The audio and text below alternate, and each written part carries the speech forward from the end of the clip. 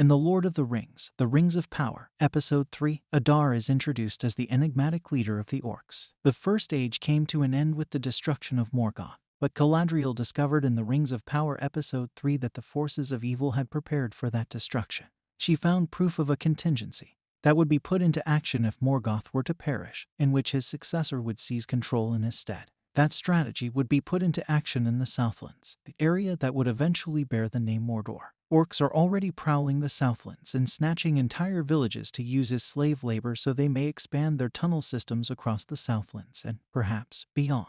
Given that the Orcs operated covertly and made sure that none of their captives escaped, it is understandable why the elves were unable to locate them. They are headed by an enigmatic creature by the name of Adar, who is so significant that the entire episode is titled after him. Although the Orcs from the Rings of Power are slightly different, J.R.R. Tolkien still meant for them to be nasty and ruthless. Even though the elves think Adar is just Sauron's pseudonym, Adar is actually thought to be a unique figure. He's also undoubtedly one of the most significant villains in the program.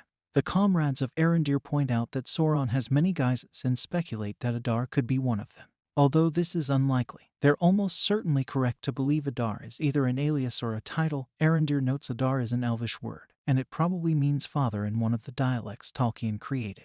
It is likely, then, that Adar claims to be father to the Orcs, perhaps implying he was the servant of Morgoth responsible for creating the Orcs in The Lord of the Rings. Given that he is presumed to be Morgoth's chosen successor, Sauron is known to have employed a large number of servants during the First Age. He set up direct subordinates who were in charge of his soldiers or had an outstanding level of independence when organizing his army. Adar could very possibly be one of Sauron's lieutenants, in charge of leading the Orcs as they spread Sauron's empire throughout the Southlands. There have been claims that Adar, who is said to be a brand new character developed for The Lord of the Rings, The Rings of Power, is portrayed by Joseph Mawle, well known for his role as Benjen Stark in Game of Thrones. According to these reports, he is in fact a fallen elf who serves as the main villain of The Rings of Power Season 1, tasked with following Sauron's instructions and expanding his sphere of influence across the Southlands. This would certainly fit with the elven origin of his assumed name or title. If these claims are true, Adar represents a significant departure from The Lord of the Rings canon.